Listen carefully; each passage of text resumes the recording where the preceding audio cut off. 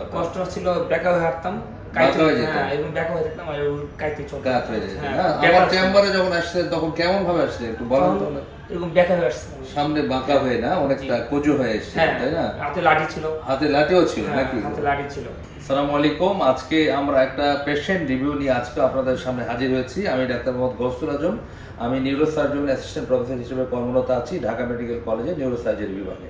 তো আজকে যে ভাই আমার সাথে আছেন, ওনার আসলে 6 মাস আগে আমরা অপারেশন করেছিলাম এবং উনি যখন আসেন তখন অনেক অনেক কষ্টকর একটা অবস্থায় ছিল। ওনার মুখে আমরা শুনবো আসলে কি ঘটনা ঘটছিল এবং এখন কেমন আছেন। তো ভাই কেমন আছেন আপনি? এখন আলহামদুলিল্লাহ ভালো আছেন না? আপনার কি প্রবলেম ছিল একটু যদি বলতেন। ডিস্কের সমস্যা ছিল। না, কষ্ট কি হতো? কষ্ট ছিল ব্যাকা হয়ে হাঁটতাম, আমার চেম্বারে যখন আসছিলেন তখন কেমন ভাবে আসছিলেন একটু বলেন তো। এরকম ব্যাকা হয়ে আসছে, সামনে বাঁকা হয়ে না, অনেকটা কচু হয়ে এসেছে, তাই না? হাতে লাঠি ছিল, হাতে লাঠিও ছিল নাকি? হাতে লাঠি ছিল, একদিকে বাঁকা হাতে লাঠি। হ্যাঁ, হাতে লাঠি ছিল, একদিকে বাঁকা ছিলাম, হাঁটি দিয়ে লাঠি কাটছে। আপনার এই সমস্যাটা কতদিন ধরে ভুগছিলেন? আমি প্রায় 8-9 মাস ধরে ভুগছি। 8-9 মাস? এর আগে ভালো ছিলেন আপনি? হ্যাঁ, এর আগে ভালো ছিলাম। হঠাৎ করে শুরু হলো না? তো আপনার কোমর ব্যথা কি পায়ে যেত নাকি? হ্যাঁ, কোমর ব্যথা বাড়তো আর খুব ব্যথা করতো, মানে প্রচুর ব্যথা করতো। এত ব্যথা করতো যে আমি বাথরুম যেতে পারতাম না, কষ্ট হইতো, চলাফেরা করতে কষ্ট হতো না? তো এটার জন্য আপনি কি কি চিকিৎসা নিয়েছিলেন আগে? আমি ডাক্তার দেখাইছি, অনেকজনের পপুলার দেখাইছি, তারপরে আপনার ইবলিসিনে দেখাইছি, মোটামুটি অনেকগুলো ডাক্তার দেখাইছি, সব জায়গাতেই মোটামুটি দেখার চেষ্টা করছেন না? হ্যাঁ। তো এই যে অনেক ডাক্তার দেখালেন, তারপর আমাকে কিভাবে খুঁজে পেলেন আপনি? আমি আপনার ইউটিউবে পাইছি। ইউটিউবে? হ্যাঁ, ইউটিউবে পাইছি। আমি অনেকদিন আপনার দেখছি, দেখার পরে আমার মনে হইলো যে আপনার করলে আমার মনে ভালো হবে। তা আমি আপনি যে আশা করছিলাম সেই আশা আমার পূর্ণ হয়েছে, আলহামদুলিল্লাহ। আল্লাহর কাছে লাখ লাখ শুকরিয়া। এখন আমি সুস্থ হাঁটতে পারতেছি, আগের থেকে অনেক ভালো। আর ব্যথা আমাদের কিছু নাই, মোটামুটি আমি সোজা হাঁটতে পারতেছি। আচ্ছা আচ্ছা, কাজ কাম করতে পারতেছি মোটামুটি। আপনি এমনি কি কাজ করেন? পেশা কি? পেশা আমি চাকরি করি, একটা কোম্পানিতে চাকরি করি। ভারী কাজ করতে হয়? না, এটা বেশি একটা ভারী না, ভারী কাজ করতে হয়।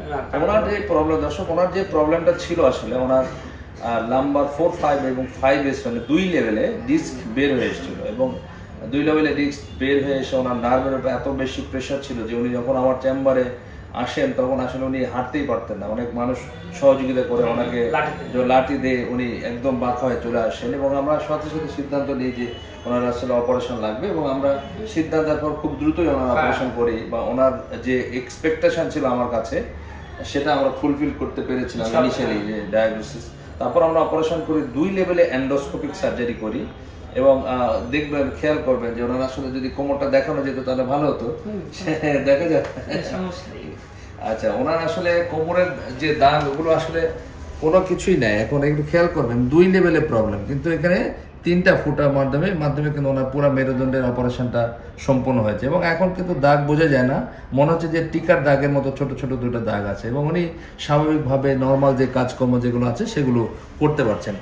সবচেয়ে বড় এবং ইম্পর্টেন্ট যে বিষয়টা আপনাদের মাথায় রাখি, পিএলআইডি হলে বা ডিস্কের প্রবলেম হলে বা কোমর ব্যথায় হলে প্রত্যেকের অপারেশনের দরকার নাই, এটা মাথায় রাখবেন। এটা দরকার হয় না সবার।